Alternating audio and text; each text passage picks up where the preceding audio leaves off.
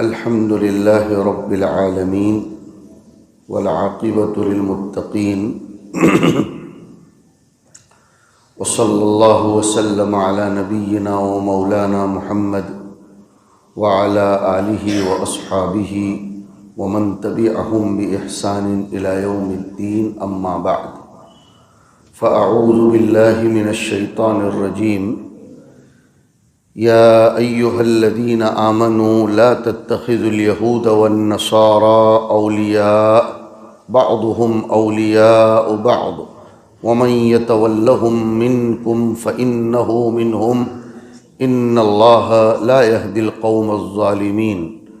فترى الذين في قلوبهم مرض يسارعون فيهم يقولون نخشى أن تصيبنا دائرة فعسى الله أن يأتي بالفتح أو أمر من عنده فيصبحوا على ما أسروا في أنفسهم نادمين. وقال تعالى: يقولون لئن رجعنا إلى المدينة ليخرجن الأعز منها الأذل ولله العزة ولرسوله وللمؤمنين ولكن المنافقين لا يعلمون.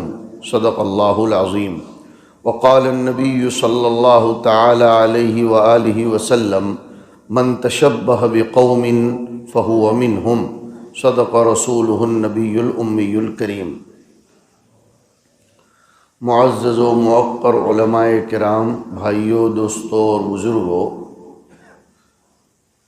ابھی سنت پڑھنے کے بعد ذہن میں ان آیات کی گردش ہونے لگی اور مناسب معلوم ہوتا ہے کہ ہم اپنی امت کو، اپنی قوم کو ان آیات کی طرف رہبری کریں تاکہ ہمارا بھی فریضہ ادا ہو.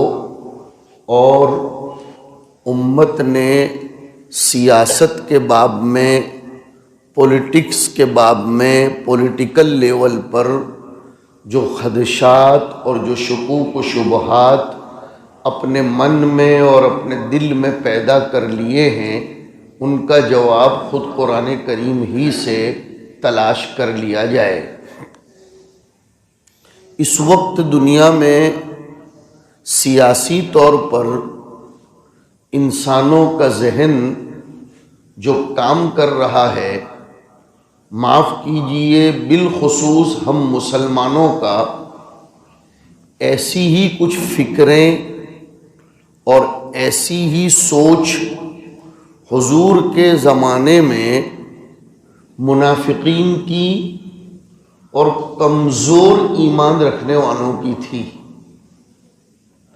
انگلش میں دو لفظ ہیں، ایک ہوتا ہے کنفیوژن اور ایک ہوتا ہے کانفیڈنس.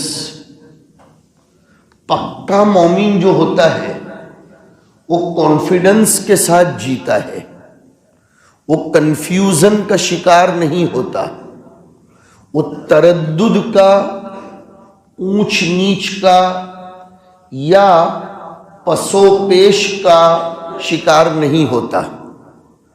منافق کی حالت ایسی ہوتی ہے کہ اس میں کانفیڈنس پیدا نہیں ہو پاتا، اعتماد.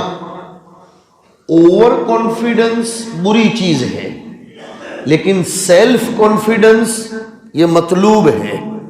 خود اعتمادی آدمی کو اپنے کلچر پر، اپنی تہذیب پر، اپنے دین پر، اپنے طریقے پر پورا اعتماد ہونا چاہیے. بہت قیمتی بات اللہ تعالیٰ نے ذہن میں ڈالی ہے آپ لوگوں کی برکت سے، جس کی طرف توجہ دلا رہا ہوں.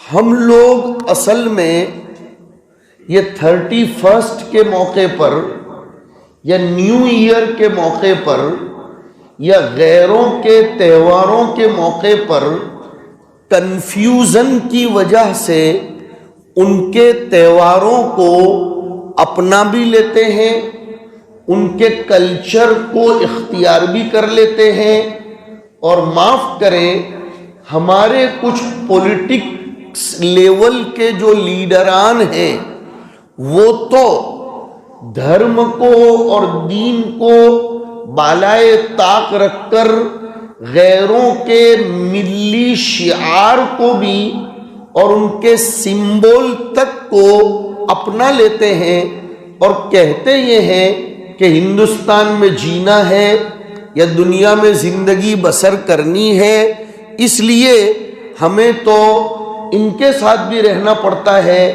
ان کے ساتھ بھی رہنا پڑتا ہے۔ ساتھ رہنے کا انکار نہیں ہے۔ بخاری شریف کی روایتوں میں اس کی بھی وضاحت آتی ہے کہ ہم نان مسلم کو ہدیہ دے بھی سکتے ہیں، نان مسلم سے ہدیہ لے بھی سکتے ہیں، اس کو دعوت کر بھی سکتے ہیں، اس کی دعوت قبول بھی کر سکتے ہیں، لیکن ان کی جو سیلیبریٹیز، ان کے جو تقریبات اور ان کے جو تہوار ہیں، جن تہواروں کے ساتھ دھارمکتا لگی ہوئی ہے، اسے اختیار کرنے کی ہمیں کسی بھی صورت میں اجازت نہیں ہے۔ مدارات، ہمدردی، حسن اخلاق الگ چیز ہے، لیکن اپنے دین کے بارے میں، اپنے ملی تشخص کے بارے میں اور اللہ اور اللہ کے رسول کی طرف سے دیے جانے والے طریق کے بارے میں ہمیں کسی بھی طرح کمپرومائز کرنے کی اجازت نہیں ہے۔ اس سلسلے میں ایسی ہی کچھ باتیں حضور کے زمانے میں ہوئی تھیں، بہت توجہ سے سنیں گے آپ اس بات کو۔ حضور کے زمانے میں کچھ کفار نے آ کر حضور کو آفر کی تھی کہ تم، آج کل کی زبان میں ترجمہ کروں گا، کہ تم ہمارے مندروں میں بھی آ جایا کرو، تم ہمارے تہوار بھی منا لیا کرو، ہم بھی تمہاری عید منا لیا کریں گے، ہم بھی تمہارے رمضان میں اپواس کر لیں گے، ہم بھی تمہاری جمعہ اور عید کے دن تمہاری مسجد میں آ کر ٹوپی، شیروانی، کرتا پائجامہ پہن لیں گے، تم بھی آ جایا کرو ہماری سیلیبریٹیز میں، ہمارے سیلیبریشنز میں اور ہمارے تہواروں کے موقع پر۔ قرآن کریم نے صاف آیات کریمہ اتاری، قل یا ایھا الکافرون لا اعبد ما تعبدون۔ یہ کبھی نہیں ہو سکتا ہے کہ تم جن معبودوں کو پوجتے ہو اور تم نے جن طریقوں کو اپنا معبود بنایا ہے، میں بھی ان کی عبادت کرنے والا بن جاؤں، یہ تو کبھی بھی نہیں ہو سکتا ہے۔ بلکہ خود نبی کریم صلی اللہ علیہ وسلم سے 24ویں پارے کی ایک آیت میں فرمایا گیا، لَإِنْ أَشْرَكْتَ لَيَحْبَطَنَّ عَمَلُكَ وَلَتَكُونَنَّ مِنَ الْخَاسِرِينَ، کہ اگر تم نے بھی رام بھی خوش رحیم بھی خوش، دودھ میں بھی پیر دہی میں بھی پیر، چلا بھی لگاؤ اور عرس بھی مناؤ، یہ طریقہ اگر اختیار کیا ہے، لَيَحْبَطَنَّ عَمَلُكَ، اے نبی تمہارا عمل برباد ہو جائے گا۔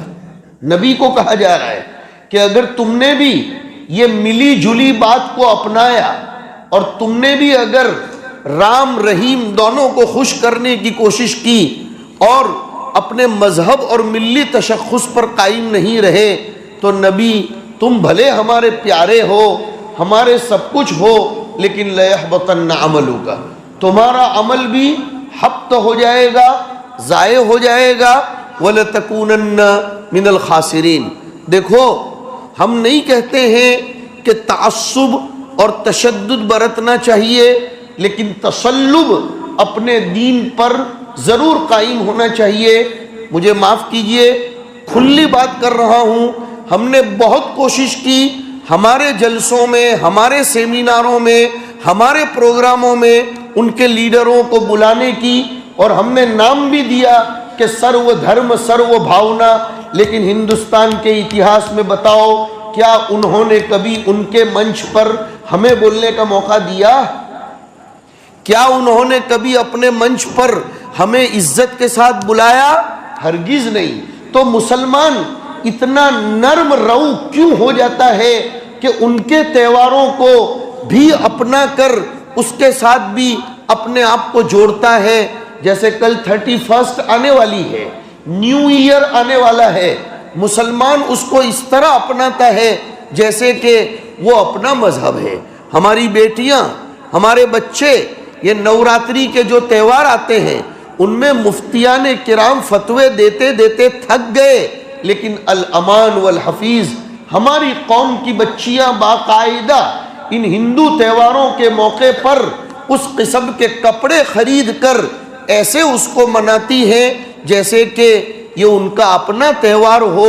قرآن کریم نے اسی لیے ڈیٹیل کے ساتھ، بہت ڈیٹیل کے ساتھ سورہ مائدہ جو مدنی سورت ہے، مدینہ منورہ والی زندگی میں نازل ہوئی، اس میں فرمایا یا ایھا الذین آمنو، اے ایمان والو، لا تتخذوا الیہود والنصارى اولیاء، کہ جو اسلام کے دشمن ہیں یہود اور کرسچن، جوز اور کرسچن، ان کو اپنا جگری اور قریبی دوست مت بناؤ، ان کے کلچر کو مت اپناؤ، ان کے تہواروں کو مت مناؤ، ورنہ خطرہ ہے۔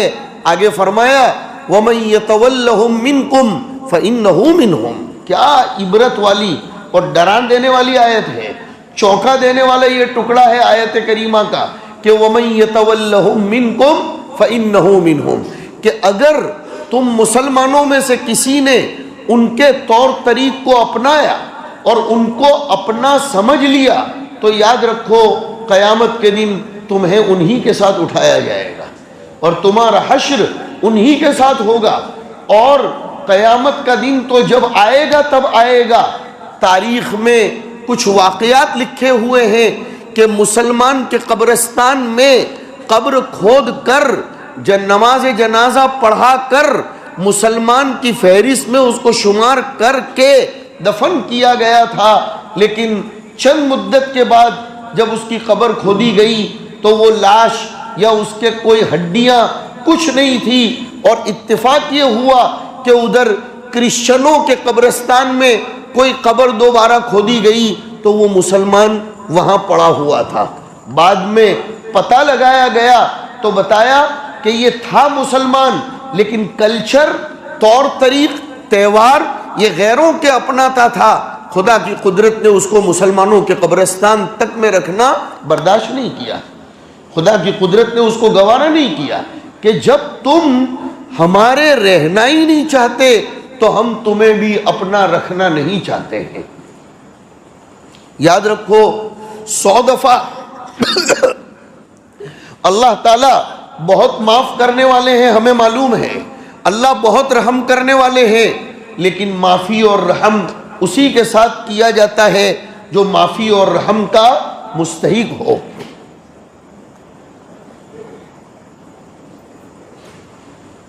کمپرومائز کسی بھی صورت میں نہیں ہو سکتا ہے۔ ہم اخلاق بتائیں گے، ہم ٹرین میں سفر کر رہے ہیں یا ہم بس میں ہیں، ہم ہاسپٹل میں ہیں، ہمارے پاس سہولت کی چیز ہے، دنیا میں فائدہ پہنچانے والی چیز ہے، ہم اپنے ہم وطنوں کو، کرسچن کو، یہودی کو، ہندو کو ضرور دیں گے۔ ہم اپنے کھانے میں، اپنے بستر میں، اپنی سیٹ پر، اپنی ہاسپٹل میں اس کے ساتھ ضرور اچھے اخلاق کا مظاہرہ کریں گے، لیکن جہاں دھرم کی بات آئے گی، جہاں مذہب کی بات آئے گی، جہاں دین کے تشخص کی بات آئے گی، وہاں پھر دودھ میں بھی پیر ہو، دہی میں بھی پیر ہو، یہ کبھی بھی کیا نہیں جا سکتا ہے۔ قرآن کریم آگے دکھتی رگ پر ہاتھ رکھ رہا ہے کہ فَطَرَ الَّذِينَ فِي قُلُوبِهِم مَرَضٌ، جن کے دلوں میں اعتقاد کی کمزوری ہے، جس کو میں نے ابھی شروع بیان میں کہا کہ جو کنفیوژن میں مبتلا ہیں اور جن کو کانفیڈنس اور یقین نہیں ہے، یسارعون فیہم، یہ غیروں کے کلچر کو اپنانے کے لیے خوب آگے بڑھتے ہیں اور غیروں کے طور طریق کو اپناتے ہیں۔ یقولون، اور کہتے کیا ہیں؟ مجھے ایسا لگ رہا ہے کہ یہ آیت کریمہ بالکل آج کے حالات پر منطبق ہو رہی ہے۔ بلکہ آگے بڑھ کر کہوں ایسا لگ رہا ہے کہ ہندوستان کے سیاسی حالات کو دیکھتے ہوئے یہ آیت کریمہ اتاری گئی ہے کہ نخشا ان تصیبنا دائرہ۔ اس زمانے کے کمزور مسلمان یہ کہتے تھے ہمیں ڈر لگتا ہے کبھی پولیٹیکل پارٹی بدل جائے گی تو ہمارا کیا ہوگا، کبھی اگر حکومت کرنے والی پارٹی، رولر پارٹی اگر بدل جائے گی تو ہمارا کیا ہوگا، ہمارے اوپر چھاپے ڈالے جائیں گے، ای ڈی کا چھاپا آئے گا، یا ہمارے اوپر سی بی آئی کا چھاپا آئے گا، یا فلاں معاملہ ہوگا۔ اس لیے بھائی ہم تو تلک بھی لگا لیتے ہیں، گھنٹی بھی بجا لیتے ہیں، اور ہم تو ان کے طور طریق کو بھی اپناتے ہیں، اور ہم تو 31 بھی منا لیں گے۔ تھوڑی دیر میں ہوتا کیا ہے، تھوڑی دیر اس طرح کے طور طریق اپنانے میں ہوتا کیا ہے؟ نخشا ان تصیبنا دائرہ، ہمیں ڈر لگتا ہے کہ اگر کچھ آگے پیچھے ہو جائے گا اور رفتار زمانہ بدل جائے گی تو ہم کہیں اس کی لپیٹ میں نہ آ جائیں۔ قرآن کریم نے اس کا جواب دیا، ہرگز نہیں، ہرگز نہیں، فَعَسَى اللَّهُ أَن يَأْتِيَ بِالْفَتْحِ، ضرور اللہ رب العزت باطل کو شکست دیتا ہی دیتا ہے، اور حق کو ضرور غلبہ ملتا ہے، چاہے دیر ہی سے صحیح، لیکن خدا کے وقت مقررہ پر حق غالب آتا ہے، یا پھر او امر من عنده، یا اللہ کی طرف سے کوئی نیا فیصلہ آئے گا، فَيُصْبِحُوا عَلَى مَا أَسَرُّوا فِي أَنفُسِهِمْ نَادِمِينَ، تو ایسے کنفیوژن میں مبتلا ہونے والے اپنے کیے کے اوپر اور اپنی اندرونی نیتوں کے اوپر پچھتانے والے بن جائیں گے۔ میرے بھائیوں، ان نصارہ نے اور ان یہود نے ہمارے ساتھ دشمنی کرنے میں کیا کمی رکھی ہے؟ آپ کے سامنے دور نہیں ہے کہ جب مسلم طاقتوں پر بم برسائے جا رہے تھے، مسلم ملکوں کو ختم کرنے کی پوری پلاننگ بن رہی تھی، تو جو اخبار پڑھنے والے لوگ ہیں، جو خبروں سے دلچسپی رکھتے ہیں، ان کو معلوم ہے یونائٹڈ طاقتیں پوری کی پوری، یونین پاورز پورے کے پورے جمع ہو گئے تھے، اور ہم یہاں ہیں کہ ان کے طور طریق کو اپنا رہے ہیں۔ ہمیں کیا لینا دینا 31 سے، ہمیں کیا لینا دینا 1 جنوری سے، ہمیں کیا لینا دینا ہیپی کرسمس سے؟ ہم کون ہوتے ہیں؟ دل تو تب دکھتا ہے جب ہمارا مسلمان ہم مفتیان کرام سے یہ پوچھتا ہے کہ مفتی صاحب ہیپی کرسمس کہنا جائز ہے یا نہیں؟ اس کا مطلب ہی یہ ہے کہ تو کہنا چاہ رہا ہے، یہ تو جو پوچھ رہا ہے کہ یہ کہنا جائز ہے یا نہیں، اس کا مطلب ہی یہ ہے کہ تو کہنا چاہ رہا ہے۔ تو تو یہ کہہ کر کیا کہنا چاہ رہا ہے؟ تو یہ کہہ کر کیا کہنا چاہ رہا ہے؟ وہ تمہارے نبی کے کارٹون بنا رہے ہوں، وہ ہمارے نبی کی شان میں ڈھیر ساری گستاخیاں کر رہے ہوں، ڈینمارک میں، سوئٹزرلینڈ میں اور یورپین بلاک کی جتنی بھی طاقتیں ہیں وہ نبی کی شان میں خطرناک قسم کی گستاخیاں کر رہے ہوں، اور ہمارا ضمیر اتنا مر گیا کہ ہم ان کے طور طریق اپنائیں۔ ہمیں معلوم نہیں ہے کہ یہ 31 کو منانے کے پیچھے مستقل ایک کلچر کار فرما ہے۔ ایسا نہیں ہے کہ سال بدلا اور نیا سال آیا اس لیے وہ اس کو مناتے ہیں، اس کے پیچھے ان کے غلط عقائد، ان کے باطل مزعومات اور ان کی غلط افکار کام کرتے ہیں، جس کی بنیاد پر وہ اس قسم کے تہواروں کو سیلیبریشنز کا اور اپنے اوکیزنز اور مناسبات کا نام دے کر ہم مسلمانوں کو اپنی طرف کھینچنے کی کوشش کرتے ہیں، اور ہمارا نوجوان 31 کے لیے، کرسمس کے لیے، نیو ایئر کے لیے، دیوالی کے لیے اور نوراتری کے لیے باقاعدہ کپڑے خریدتا ہے، وہ ایسے ٹی شرٹ خریدتا ہے، وہ ایسے ٹی شرٹ کے ساتھ ساتھ دوسرے کپڑے بھی خریدتا ہے، اور معاف کیجئے گا تف ہو ایسے ماں باپ پر، تف ہو ایسے ماں باپ پر جنہیں اپنے بچوں کے بارے میں اس کی بھی فکر نہیں ہے کہ بچہ گھر میں رہتے ہوئے غیروں کا طریقہ اپنا رہا ہے، جس کی وجہ سے اس کے اوپر لعنت برس رہی ہے، لعنت برستی ہے۔ جب ایک مرد عورت جیسے کپڑے پہنے تو اس پر لعنت برستی ہے، ایک عورت مرد جیسے کپڑے پہنے اس پر لعنت برستی ہے، آئی برو کروانے والی عورتوں پر لعنت برستی ہے اور دانتوں کے بناؤ سنگار کرنے والی عورتوں پر لعنت برستی ہے، ٹیٹو بنانے والوں پر لعنت برستی ہے۔ ہماری قوم میں یہ بھی مصیبت آ گئی ہے، ہمارا نوجوان ہاتھوں پر ٹیٹو بناتا ہے، یہاں ٹیٹو بناتا ہے اور پھر اس کو سمجھتا بھی نہیں۔ حدیث شریف میں آیا کہ وہ لوگ جو اپنے ہاتھوں پر ٹیٹو بناتے ہیں اللہ کی لعنت برستی ہے۔ اور لعنت یہ کوئی چھوٹی چیز نہیں ہے، لعنت بہت خطرناک چیز ہے۔ لعنت کا سیدھا سادہ ترجمہ کروں، اللہ بد دعا دیتا ہے۔ بڑوں کی بد دعا سے تو ہم ڈرتے ہیں، ہر آدمی ڈرتا ہے کہ کسی اللہ والے کی بد دعا لگ جائے گی تو میرا تو ستیہ ناش ہو جائے گا، کسی بزرگ کی بد دعا لگ جائے گی ستیہ ناش ہو جائے گا، ماں باپ کی بد دعا لگ جائے گی میرا، یہ تو اللہ کی بد دعا لگ رہی ہے۔ ٹیٹو بنانے والوں پر، اپنے گلے میں مرد ہونے کے باوجود ہار پہننے والے پر، ہمارے کئی نوجوان آج کل ایسے ملتے ہیں جو ہاتھ میں کڑا پہنتے ہیں، گلے میں ہار پہنتے ہیں، انہیں نہیں معلوم کہ اس کے اوپر کتنی خطرناک وعیدیں ہیں۔ اور یہ کہہ کر نہیں چھوٹ سکتا ہے آدمی، سن لو کان کھول کر، یہ کہہ کر نہیں چھوٹ سکتا کہ مفتی صاحب مجھے نہیں معلوم تھا کہ ہماری شریعت میں، میں اس کی ایک مثال دیتا ہوں، اگر آپ رانگ سائٹ پر گاڑی پارک کر دو اور آپ کسی آر ٹی او والے سے یا ٹریفک پولیس سے یہ کہو مجھے نہیں معلوم تھا کہ ملک کا قانون یہ ہے، چلے گا؟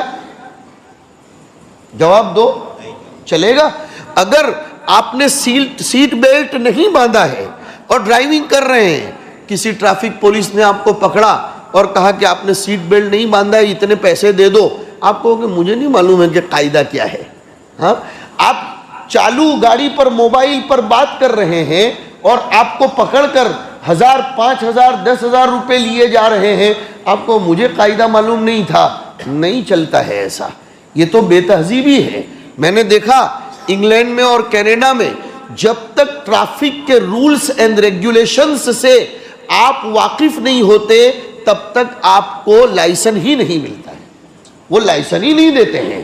وہ پورے آپ کو سائن بھی معلوم ہونی چاہیے کہ بھئی یہاں 3 لائنیں ہیں، 4 لائنیں ہیں، یلو کلر ہے، یہاں ریڈ کلر ہے، اس کا مطلب کیا ہوتا ہے؟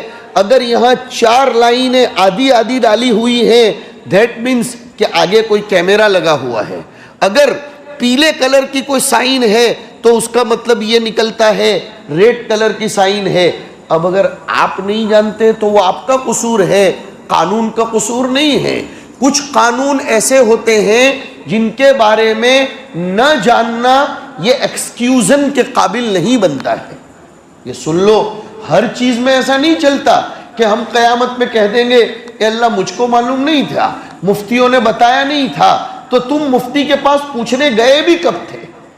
ہاں، تم بیمار ہو، گھر میں پڑے ہوئے ہو اور تم یہ کہتے ہو ڈاکٹر صاحب نے جو ہے علاج کروا آوے باقی ماری پائے فرصت نہیں ملے۔ آج کل ہماری قوم نے مفتیان کرام کے ساتھ کا معاملہ ایسا ہی کر رکھا ہے کہ مولوی لوگوں نے آوی نے ہمت پاڑی ہوئے تو پڑے، باقی ہمارے کہ ہم نے پائے پوچھوا جوانی ضرورت نہیں تھی۔ انا للہ و انا الیہ راجعون۔ اور ہمارا یہ جو علاقہ ہے نا، یہ جو پورا علاقہ بڑودا سے لے کر واپی تک کا، وارسا میچڑی کے مسئلے تو خوب پوچھنے آتے ہیں مفتیوں کو، برابر پوچھنے آتے ہیں کہ باپ زمین اتنی چھوڑ کر گیا تھا، ایک بھائی کینیڈا گیا، خدمت میں نے کی ہے، وارسا میچڑی کے بارے میں تو برابر پوچھیں گے، اور یہاں سے مطلب کی نہیں نکلے گی ڈابھیل تڑکیشور کنتھاریا سے تو برابر سہارنپور دیوبند تک جاتے ہیں۔ ایمان کے بارے میں کیوں نہیں پوچھتے کہ 31 میرا بیٹا مناتا ہے تو میرے گھر پر عذاب اترتا ہے یا نہیں اترتا؟ میری بیٹی اسکول کا یونیفارم اسکرٹ کی شکل میں پہن کر جا رہی ہے، مفتی صاحب یہ جائز ہے کہ نہیں ہے؟ مولانا علی میاں صاحب رحمۃ اللہ علیہ نے آپ ہی کے قریب یہاں کنتھاریا دارالعلوم کے سالانہ جلسے میں جس وقت وندے ماترم کا مسئلہ خوب اٹھا تھا، اس وقت ڈٹ کر سب کے بیچ میں کہا تھا ہم اپنی اولاد کو جاہل رکھنا تو پسند کریں گے لیکن توحید کے عقیدے پر آنچ آنے دینا برداشت نہیں کریں گے۔ سخت تعجب ہوا۔ ابھی 2 ہفتے پہلے ایک جگہ جانا ہوا تھا، ہمارے ایک دوست ہیں، ان کے یہاں جانا ہوا، مجھے تو پتہ نہیں تھا، ہماری فیملی بھی ساتھ تھی۔ ان کی بچی اسکول سے آئی اور بچی چھوٹی عمر کی نہیں، 18 سال کی بچی اور اچھا گھرانہ، اس بچی کے دادا مسجد وار جماعت کے ساتھی ہیں، وہ چلا بھی جاتے ہیں، جماعت کے احباب کو دعوت بھی کرتے ہیں، لیکن ہمارے گھر والوں نے مجھے بتایا کہ کیا کہا جائے، جب ان کی 18 سال کی بیٹی اسکول سے آئی تو یہاں تک کا اس نے اسکرٹ پہنا ہوا تھا، یہاں تک کا، یہ پورا نیچے سے خالی تھا۔ ستر، عورت کا تو پورا بدن ستر ہے، سوائے اس کی ہتھیلی اور اس کے قدم کے جس میں جوتے پہنے جاتے ہیں۔ لیکن کیوں؟ ہم نے اس کے بعد ان سے رجوع کر کے پوچھا کہ کیا کریں گے، اسکول کا یہ یونیفارم ہے، مانا ہم نے ایسی اسکول میں کیوں بھیجتے ہیں؟ کیا اس کا آپشن نہیں ہے؟ کیا اس کا متبادل نہیں ہے؟ اس کا مطلب تو یہ ہوا کہ ہمیں اپنے آقا کی شریعت سے کوئی لینا دینا نہیں ہے۔ ہم ترقی کی راہ پر اتنے آگے بڑھ رہے ہیں کہ ہم ترقی اختیار کر لیں گے، لیکن شریعت کو سائیڈ پر رکھنا ہو تو رکھ دیں گے۔ قرآن کریم نے ایسے لوگوں کو ہی سامنے رکھتے ہوئے کہا، ہاں قرآن نے کہا ہے ایبتغون عندہم العزت، کہ کیا دوسروں کے طور طریق اپنا کر، دوسروں کی تہذیب کو اور کلچر کو اپنا کر تم غالب آنا چاہتے ہو؟ سن لو، فإن العزت للہ جمیعا، عزت تو وہاں سے چلتی ہے، غلبہ وہاں سے چلتا ہے، محبوبیت اور مقبولیت تو وہاں سے چلتی ہے۔ اسی لیے یہ یہود جو تھے نا، یہ بڑے خطرناک تھے، اور انہی یہود کی ناجائز اولاد تھی منافقین۔ ایک غزوے میں گئے، وہاں منافقین نے اور یہود نے کامنٹ کی کہ لئن رجعنا الی المدینہ، اگر ہم مدینہ صحیح سلامت واپس پہنچیں گے، لَيُخْرِجَنَّ الْأَعَزُّ مِنْهَا الْأَذَلَّ، تو ہم میں کا طاقتور، ہم میں کا عزیز ذلیل کو وہاں سے نکال دے گا، مدینہ خالی کروا دیں گے ہم۔ یہی تو بات چل رہی ہے کہ ہمارے طور طریق کو اپنانا پڑے گا، ورنہ چلے جاؤ تم کو جہاں جانا ہو، قرآن کھولو ہر بیماری کا جواب ملے گا، قرآن شریف کھولو ہر کمپلین کا علاج ملے گا۔ انہوں نے بھی یہی کومنٹ کی تھی کہ مدینہ صحیح سلامت پہنچ جائیں گے تو ہماری طاقت کے بلبوتے پر نشے میں آ کر ہم نکال دیں گے ان ذلیلوں کو۔ قرآن نے فوراً کہا طاقت کس کو کہتے ہیں وہ تم نے کبھی سمجھا ہے؟ قرآن نے فوراً کہا وَلِلَّهِ الْعِزَّةُ وَلِرَسُولِهِ وَلِلْمُؤْمِنِينَ، کہ غلبہ، طاقت، اقتدار، محبوبیت یہ روز اول سے اللہ، رسول اور مومنین کے لیے ہے۔ ان یہود و نصارہ کے طریقوں کو اپنانے والوں کو اصل میں خبردار کرنا چاہ رہا ہوں۔ یہ کرسمس منانا، 31 منانا، نیو ایئر منانا، ہیپی نیو ایئر ایک دوسرے کو کہنا ہم مسلمان قوم کے لیے کسی بھی صورت میں جائز نہیں ہے۔ لیکن اگر ہمارا کوئی ساتھی یہ سوال کرتا ہے کہ وہ ہم کو عید مبارک دیتے ہیں تو ہم ان کو کیا کریں گے؟ آپ دعا دیجئے ان کو، اور دعا ہدایت کی دیجئے۔ ہمیں منع نہیں کیا گیا، ہمیں تعصب نہیں سکھایا گیا ہے، یہ بھی کلیئر کر دینا چاہتا ہوں۔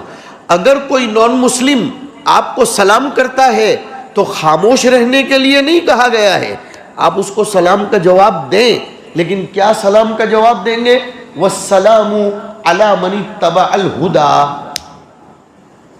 کتنا اچھا جواب ہے کہ وَالسَّلَامُ عَلَى مَنِ اتَّبَعَ الْهُدَى، کہ سلامتی ہو ہر اس شخص پر جو خدا کی منشا کے مطابق چلتا ہو۔